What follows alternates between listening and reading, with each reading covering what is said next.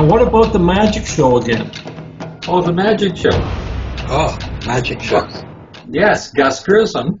Everybody went to Disney down there. I mean, when they started with Disney and they're using Woody Woodpecker and everything else, and they were doing all the introduction to the first rockets and everything like that, Yep. right? They used Disney because they needed their video, they needed their animation, and they needed their magic.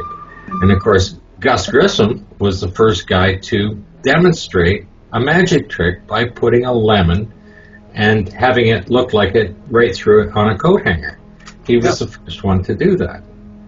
And I mean, by the 1960s, NASA had developed their own studios, Downey Studios and everything else, the largest studios in the world, as a matter of fact. And what do you have? You have another magic show because all of the astronauts were magicians. Gus started it with his little magic trick, and then he said, now you can hear me between two buildings, and now I can't. Sometimes you see the stars, sometimes you can't. It's just a magic show. It appears and it disappears again. The entire Apollo project had to train these astronauts as magicians. Looks like they're on the moon, but they're not. Schrodinger's cat. Is it alive or dead? Is it in the box or is it not? Yes, and rocks tend to be very inanimate objects, which you can decide where they came from by just deciding. You know, Antarctica would be a good place. Do they have moisture in them or don't they? Sometimes they do, sometimes they don't. Do they have a radioactive signature? No, they're just like Earth, right? The rocket goes through the clouds. Where did it go after that? It's a magic show. Up in a cloud of smoke. Yeah, it is. That's a good way of saying it. It's just a magic show. And we all fell for it, even though we know how magic shows work. We like magic shows. We also like to understand how it's done. Sometimes we can't. I mean, David Copperfield flying, that was a pretty good trick, that one. He wasn't flying, it was a magic show. But he appeared to be flying. Even carried a girl up with him. Wonderful. And we all fell for it. We thought, what a wonderful magician. And then we watched people walking around on the moon. We thought, wow, this is a magic show. Isn't it wonderful? How did they do it? We know how they did it. But you don't want to explain magic tricks to people. It stops the magic. People stop coming to the show. That's a good point. And when they stop coming to the show, if they stop coming to the museum, the money stops. Ah, now, but they've got a new show being planned. It's called Return to the Moon. Ah, that will convince us that they got there the first time because they're going to return to the moon. Doesn't mean to say they got there the first time. Just means they're trying to do it again. But now we're all watching and we know what to look for. And we're not so naive as to believe that if NASA says something, it's the truth. Because as NASA stands for never a straight answer, we got to look for the non-straight answers coming out of NASA. It could be just the Carbonaro effect. You have to watch Michael Carbonaro. He's a magician. Very skilled magicians and artists who can trick you into believing something that isn't true. And NASA are past masters of that. If you put on the big show, and the Saturn V rocket was the largest, most powerful launch, earth-shattering. I mean, shake your ribs. You're 10 kilometers away as you're closest viewing to it. And watching and listening to that thing at 134 decibels when you're 10 kilometers away from the thing. I mean, it's just shaking your bones and you're watching that thing going up in a big fireball, right? For them to do that was a tremendous feat. It certainly got our attention, didn't it? But that lasted for 2 minutes and 42 seconds. And then it's out of fuel. And then the other two stages are just enough to get it away from the cloud so it can go land in the ocean. And of course, they were controlling the air and sea space. So nobody else was there, right? Wherever that thing fell down, they were in control of that. Simple as that. There's still no answer from anybody as to what that command module, the Apollo command module, was doing floating in the Atlantic, being recovered by the Soviet Navy in the Bay of Biscay. But nobody's prepared to say so, are they? There was nobody on board. No. I've read every report that I can get my hands on about that article. There's two big ones, and one of them has got A, B, C, D, E, F, G. There's all these articles on it, right? And then you click on it, and it drops down, and everything you want to know, except where it came from. Now, did it come off a ship? Did it fall off a ship? Was it pushed off a ship? Was it pushed out the back of a plane with parachute? Nobody can tell you that. If it's just a test machine that they were practicing with, throw some parachutes on it and it landed and they couldn't get it back again, and somebody else picked it up. And anybody who wants to go and see that capsule that we're talking about, it's on display in Michigan, the Grand Rapids Museum. But it's all locked up. You can't see inside it. What was the filmmaker who was trying to measure the diameter of James the Collier. Yeah, they wouldn't let him in. He wanted to measure that up there. Yeah, because if he'd been able to measure it, he would have been able to demonstrate. He would have seen it wasn't there. Yeah, so they couldn't let him see it. They couldn't let him see that there was no hatch inside of there. I don't know if that was the original capsule that he went into or if it was a replica. No, that was Apollo 11.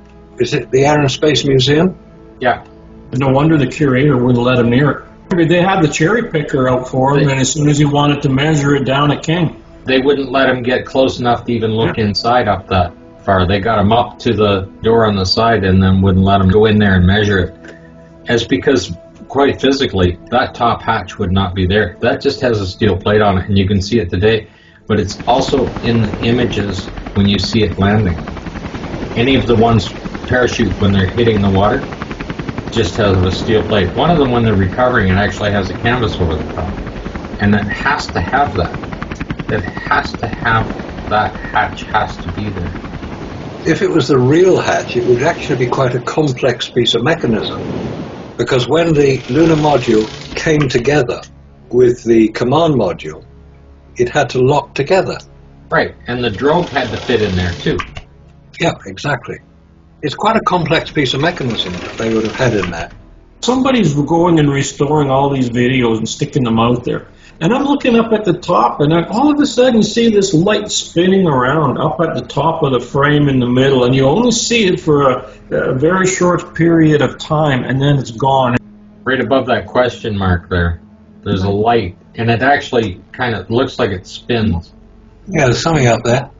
See, as the hose is moving, so is it. So there has to be something up here that light's reflecting on. We thought it was the shadow from this thing reflecting on here, but it isn't because the sun's coming this way. Show him the shadow on the outside of his elbow there. See it go up and down his arm on the hose? So the light's coming in horizontally across to his body.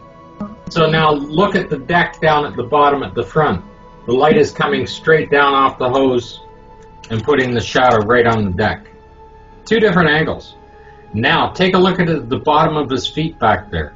Now there's light coming up from underneath as well. Watch when his foot goes behind. It's still lit. Both his feet. There's light coming up from underneath. There's light coming from the side and light coming straight down. What it appears to be, the main light appears to be coming over his left shoulder. Horizontally across. This is all lit up here, like everything's lit, so why is that in shadow? That's what I don't quite understand. It's magic. It's part of the magic show. Yeah, it's more of the magic show, all right. Because you've got some quite skilled technicians out there who can illuminate things so that you can see what you're supposed to see, i.e. an astronaut, but they can illuminate his feet as well, and on top of his boots. So where's that light coming from? It's just multiple lighting. The whole thing's lit up, and yet there's a shadow here. That's behind the main light that's hitting right at his elbow, right? That hose that's running out there shows the direction right onto his elbow, right? It goes up and down there. Oh, and by the way, remember then we took a look at the camera that this is being filmed from. So we just had to look to see if that might be up here, might have been a reflection off of the lens. There is a camera up there, isn't there? On the journal site, there's only 4 photographs from magazine 152. Okay. So I went to March to the Moon, and there's over 50 photographs. Wow. And 152 is the Hasselblad camera that they were taking the still photographs of this spacewalk. So some of them are shot, there's 40 or 50 of them on the moon, but there's at least 15 that are shooting the astronaut while he's doing the spacewalk. 152, of course, that is Apollo 17, that magazine. You don't see any in 16 and 15. You don't see a magazine shooting a Hasselblad camera out there. So they're this far away from the moon before they start shooting the EVA. And these are the shots that are not on the journal site. So there's 30 shots in total of them out doing the EVA. So then that's the camera taking that picture that the astronaut was poking his head out of the door. Yeah. The other camera is up on a post above them. There's nothing up above that camera for that reflection to be showing. That's what got me. Now this is interesting. See the blur? Everything is perfectly fine. Come up, you're going to get a reflection out of the helmet and the entire photograph is blurred. Now remember, if these guys are inside of a pool underneath the water, their heads are going to look shrunken inside of the suit. Yeah. But the 3 photographs right there where you could get a reflection off the helmet are completely blurred out. If you could see the heads through the visor, I mean, then you'd be able to tell if they were underwater because, again, the heads would look shrunk. Yeah, but the funny thing is we know where the video camera is, the TV camera that so-called was shooting it, right? We know the angle is coming at because we just watched the video. And there's the camera. But it shows up in more of them. That's it right up there above his head. That Cernan there, that's the front of his helmet and his mask. That camera is right up there behind him. And he never went that way out on the thing because that's shooting from the other side of the hatch. And here's the other thing, is the Earth is getting smaller. Like, that's it right there. Yeah, look at that. When it's on the side of the moon, you can see the crescent, and it's quite sized. I already showed you that we're a good distance away from the moon coming back towards the Earth before they started this sequence. And now this is the Earth right there. It's a very small Earth if they're halfway back towards it. I mean, compare the size of the Earth there to the size of the moon that was in some of the previous images. The moon is quite large. Technically, the Earth should be 3.66 times the size of the moon, relatively speaking. They just got it wrong. It's just the movie magic that gets bigger, it gets smaller. We're back into, now you see it, now you don't. Yeah. Kind of thing. Magic stuff. Oh, it's wonderful. When we were discussing the Apollo 17, the shadow difference in the lengths, the sun angle changes 0.5 degree an hour, I think. Yeah, I think that's about right. It's 180 degrees in 14 days. So if you've got 180 degrees, sun from horizon to horizon, 180 degrees, in 14 days, it's just less than 10 degrees a day. The problem is with that shadow difference in length there, because they're almost 75 degree difference in angle, looking at the difference on that, and they're there for 3 days, and that can't possibly be. It can't be that much. 12.86 degrees per day on the moon. That's the change. So total change is 38.6 degrees. With their landing and everything else and takeoff, they're about 35 degrees total EVA time on the ground. That is 60 to 75 degree difference in angle change on there, and the only thing you can't lock down on that shadow is the magazine is showing EVA 1 and 3, and you don't know which photographs from which. That's where the problem is with that. But you'd think an astronomer would be able to understand all this, wouldn't you? Yeah, well, you can't allow for that for reflections and stuff. You do realize that Galileo, when he was looking through a telescope, it's the images he saw. In today's world, they're being computer generated. And it's the person that designs the software that's translating what the images that is being captured, what it translates into. And now that's what he's seeing. And now it's just the same as going through movie magic. Let's take the pillars of creation and let's enhance them and colorize the hell out of them so they look incredible. But the raw image doesn't look like that. That's the difference. That's what that man has spent his entire life doing, looking at a computer-generated images. So you're back into fantasy land. Magic stuff. Oh, it's wonderful. What Robert and I were looking at in this particular video are shadow lengths and direction. And what you have here is an astronaut, and the shadow length is here, and you see the shadow length here. When you're up on the hillside, though, the shadow length doesn't get any longer, even though the angle of the ground has changed. And if you look at this, this is actually a background mat. This is as far as it is. And we're going to make that a little more apparent. And then it come on a little bit more, and now the shadow length is going another direction. And don't forget, the camera is mounted on the rover. This is Apollo 16. And the rover doesn't move. By the way, this was sent by a subscriber, Stephen Doherty. Oh, thanks, Steve. Yep. Now you're looking at the shadow lengths here of him, but on the hillside, these shadow lengths aren't any longer. And it's a hill. The shadow length should be much longer on the hillside, even from a short one. Pay attention to the shadow, and then you come across where the footprints are, and now the shadow's being straightened out. Now it's starting to head this direction. Oh, yeah, yeah. Which means the light source is very, very close. You're looking here at the shadow coming across. Now look at the shadow on this rock. It's now a different direction. Now, back here, what appears to be a crater. This rock is sitting right at the top edge of it. So the shadow should actually be going down the hill. You shouldn't even see it. Yeah.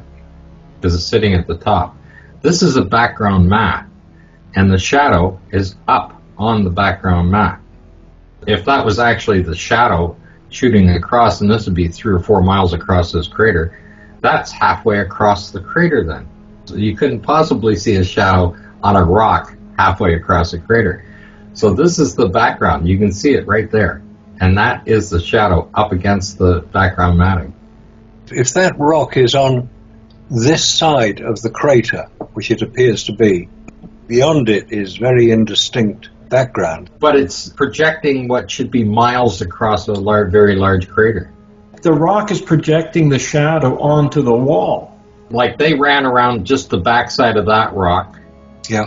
And that's as far as they went. And then there's the line where everything's just fuzzed out. You're seeing the shadow angle changing here because the light source is very, very close. And of course, right to the astronaut. Now watch this. This shadow's going the opposite way. Yeah, and there's the shadow. Yeah. Right? And they can say the ground is angled one way or the other, but you can physically see it on the astronaut suit as well. And the camera operator is trying to point something out because that's really strange up on top of there. The astronaut here is going to be scooping up a so-called soil sample right there. Yeah. And when you pull that down in slow motion, he picked up a golf ball. When he pulls it up, it's pure white. The sun's on his back now. You should see the sun in his visor. Well, when he was coming down the other direction, it was almost directly behind him, and now it's coming from the side.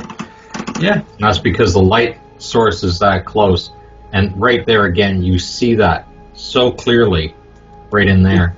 Just bleeds right onto the screen in the back. Like that's a hill going down into a very large crater. That's what it appears to be, or that's what they were trying to impress you to have when the shadow is actually up against the background matting.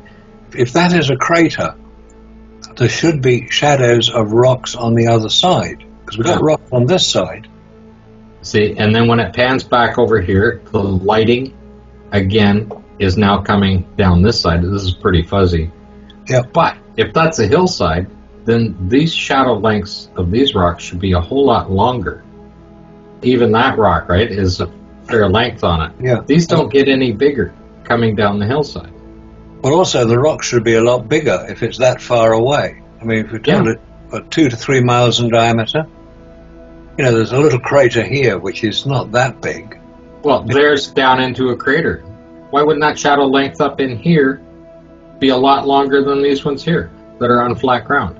Well, exactly. Because when they landed, we were told that they landed with the sun at a very low angle, so you get good shadow length or good shadow definition. But you're going to also start seeing the hot spot as they pan across, because the lighting is more concentrated. You can see it's more concentrated in there. That's just one of the videos. I mean, the quality of the videos are lacking very much, but you can't get away from the direction of the lighting that's being portrayed here, from one side to the other. Apollo 17, now it's the same thing. You know, on one side, the shadows are super long, and then on the other side, they're little short shadows. Now, let's take that, and we're going to just pan over. That's Harrison Schmitt. Look at all the way up his leg there. Looks like he's got like a dirty sock over top of it all the way up. It's very, very narrow at the bottom. And those suits are quite bulky over the ankle. They're also pressurized as well. Yeah, but it's from the knee down on his suit. See how skinny the knee? It's almost like he stepped in a mud puddle up to his knee. Well, if only stepped in something, we'll say that that is just lunar dust adhering to it. It's so narrow, though, right at the bottom. It looks like he just has a pair of boots on with a sock going out. Yeah, it does. That's what it looks like. Not a pressurized spacesuit with 27 layers in it or something like that. Just a few seconds before that, it's a full suit coming down. And then it goes to this. That just can't be. You can't have a suit change that much while they're doing this activity. So they must have taken a break or something while they were shooting it and then come back. Because there's nothing around there that would cause that. It's not like there was... And then this particular shot right here. Watch the tool he's using. Now watch it come back in again. He puts that right inside. Whatever that is, that's a piece of metal, domed or whatever. He put the tool right inside because that so-called rock is hollow. See, it's all the way inside of it? And watch when he pulls it out. There it is in. And there he brought it out. Absolutely hollow. And you can see that it's a piece of metal. The thing is the astronauts are pointing it out. And here we come back. Who are the whistleblowers? These guys were. You can't say that's not intentional. He stuck that in there. You'd never find a structure that is shaped like that. You can see the detail that's on that. But he puts that tool all the way in there. He puts about 50 inches of that thing up inside and then pulls it all the way to the top to show you that it's completely hollow. They actually were the whistleblowers. All of the stuff they were doing, just jumping around and falling down, things that you wouldn't possibly do if you were in that situation because it would be far too dangerous. This is a continuous video, 3 or 4 minutes long, right? Okay. There's the shadow lengths right there. And then when you walk around to the other side of the rover, the shadow lengths are 3 times. So they must have taken a break. Well, that's also why that book by Mary Bennett and David Percy, Dark Moon, is subtitled Apollo and the Whistleblowers. Because there were plenty of people who weren't going to go public with it, who were prepared to indicate in the record, and this is the record, the alleged filming of Apollo 17 on the lunar surface, pointing out the various anomalies that we should look for. They were doing it very subtly. But not so subtly once you realize what they're doing. Yeah, once you know what to look for, you can see it all over the place. And it is everywhere. Filming on Earth, and you're actually out in natural sunlight, those shadow lengths are going to change. And I mean, if you stop and have lunch or reset or whatever, by the time you get these guys back in the suit and shooting there, those shadow lengths is going to be quite different on Earth. And that's exactly what you're seeing. That's at least 3 times the length of the astronaut. That shadow's more than 15 feet long. And the other one is less than 6 feet right there. And I don't care whether it goes down a little hill or not, either one of them. But if you watch that video, those shadows do not have any length to them. And you can see the angle that the sun is at the same time. Magic stuff. Oh, it's wonderful. This unstable warp field, he started off right here, saying he shows it to his students and they laughed and all kinds of stuff like that, right? So he's the one that started this. Okay. So we invited him on. And here he is commenting here, and we said, have a Skype chat. This guy is a high school physics teacher.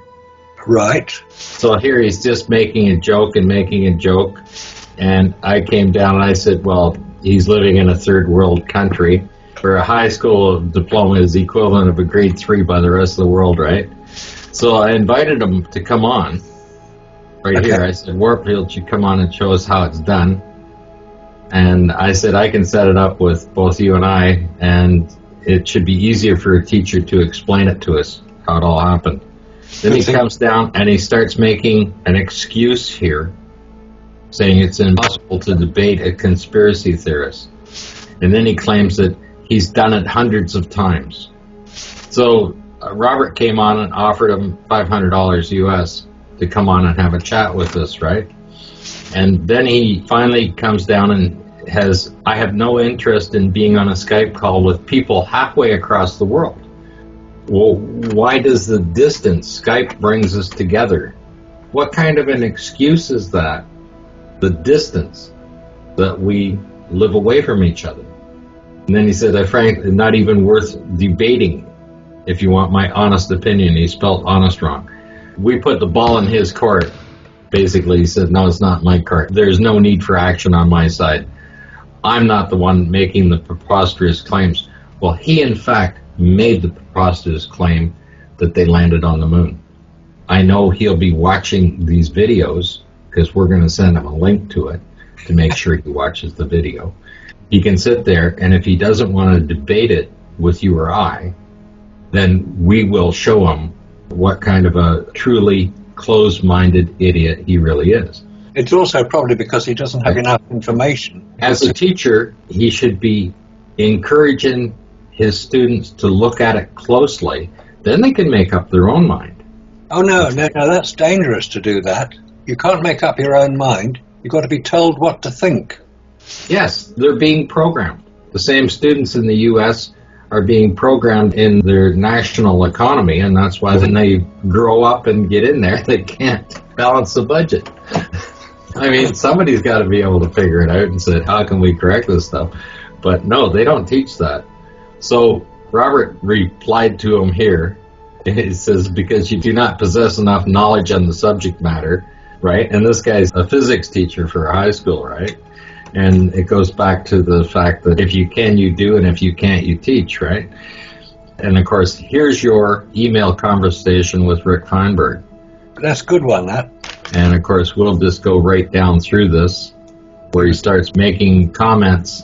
Basically, I started off being polite, asking him for some time for his expertise. He's the press officer, I believe it is. I don't know if he's retired now, but he was at the time the press officer of the American Astronomical Society. So I made a reasonable assumption that he was knowledgeable about matters to do with space, because he'd by that time posted his refutation of the Apollo hoax.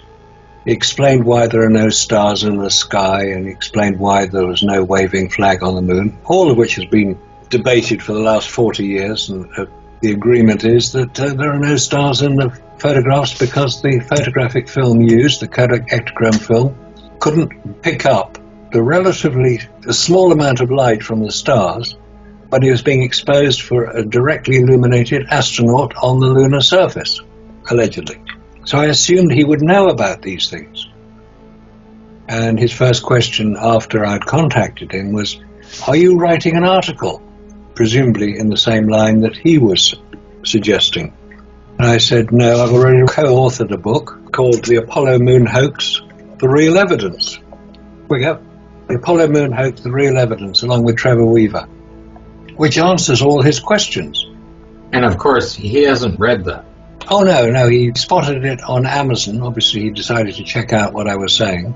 Promptly said, I have no interest in a discussion with you. Oh, dear, I thought. How sad. Because maybe he could be the person who would provide me with that piece of evidence that would demonstrate that I was wrong when I said that no humans have landed on the lunar surface. I've been asking that question for 25 years, and nobody's come up with the answer yet. What's interesting is today, as we speak, I noticed that the SLS, the Space Launch System rocket, has had its launch scrubbed because it had a leaking hydrogen pipe. So they may even have to take it all the way back to the vehicle assembly building, that huge great building in Florida, and change the engine. Oh dear, you'd think they'd have worked that one out by now, wouldn't you? But no, they've had 25 years to do it, and they haven't managed it. So no Space Launch System today. No launch today. Maybe Friday if we're lucky. If not, next month, late September. So I was hoping that Rick Feinberg could provide me with the definitive evidence for Apollo being for real. I mean, I genuinely want to find it because I would like to believe that humans have walked on the lunar surface. And that was what I was asking him. And he basically said he had no interest in discussing it, presumably thinking that he wouldn't lower himself to the level of somebody who disputed one of America's great technological achievements. Well, that was 50 years ago, but they still haven't repeated it. And as of today, they're not about to repeat it now. Maybe they'll get the rocket off the ground eventually, but it doesn't look good. So it went backwards and forwards like that, and I was being polite, as I usually am when I'm discussing these matters. I wasn't prepared to allow him to sidetrack me, because he then referred me to an article in Nature, which is all about the oxygen isotopes in moon rocks compared to oxygen isotopes in similar Earth rocks. And they're virtually the same. But seeing as the article in Nature would have required me to pay $32 to read it, I thought, well, maybe he's read it. That's why he referred me to it. No, he hadn't read it. He wasn't willing to pay the $32 either. I don't know why he sent it to me, because it didn't get anywhere. It didn't prove anything. Because we all know that oxygen isotopes are highly technical things to identify. And we've discovered that the moon rock and Earth rocks are virtually the same oxygen isotopes. So what? Makes no difference. So he then decided to include the Mythbusters program as being presumably definitive proof that Apollo was real, because this was a Mythbusters program where Adam and Jamie went capering off to the McDonald Observatory to watch a laser being fired at the reflectors on the lunar surface. And they were jumping around with glee at the fact that they got a response back on their equipment. A sudden spike. Adam's jumping about, excited. Oh, look, I got it. What he totally failed to appreciate, and certainly didn't describe in the Mythbusters film, was that it's not an instant reaction. When you fire a laser at the moon, there's a lot of photons of light that have to be recorded by an antenna on Earth, a big dish on Earth, and it takes about 8 hours to record sufficient photons being reflected back from the moon to have enough to record a signal. That wasn't explained in the Mythbusters film. And what was also not explained was that you don't need a reflector on the lunar surface to reflect a laser back. That had been done about 7 years earlier by the Massachusetts Institute of Technology when they fired a laser at the moon. No reflectors there then, and got a reading back. That was 1962. The Soviets did the same thing the following year from the Crimea Astrophysical Laboratory. So quite why Rick Feinberg thought that this was a convincing piece of evidence, I don't know, because it's not. Possibly he didn't have enough information to be able to come to the conclusion that I came to, having researched it in a reasonable amount of detail, that you don't need a reflector on the lunar surface to get a reflection back. So that is not proof of anything, other than that Adam and Jamie, in their Mythbusters show, and they've already said it is not science, it's entertainment. So to use the Mythbusters show as some sort of proof is dereliction of duty, in my view. Well, considering he should have resources available to him through NASA, being that he's working there, he should have used something that had some credibility to it. Well, exactly. And you make the point that I was trying to find, was that he must have enough connections with high-level scientists to do with Apollo, because he's prepared to go public about it, to refute what I say, and if necessary to make me look a complete idiot. But no, he didn't. When I asked him various questions about it and made various points about the Mythbusters show not being really relevant to the discussion, he disappeared. Sorry, was his standard reply. Sorry, gotta go. which is his way of telling me to get lost, I think. You would think that a man who has worked a very so-called successful career in the space industry, who has availability, all of the highest tech equipment, access to all of the files and documents available, Yep. that he would take the time to pull out the documents and show clearly that these things had happened. When in actual fact, all he's looking through is a telescope that's running through and giving him a computer-generated image.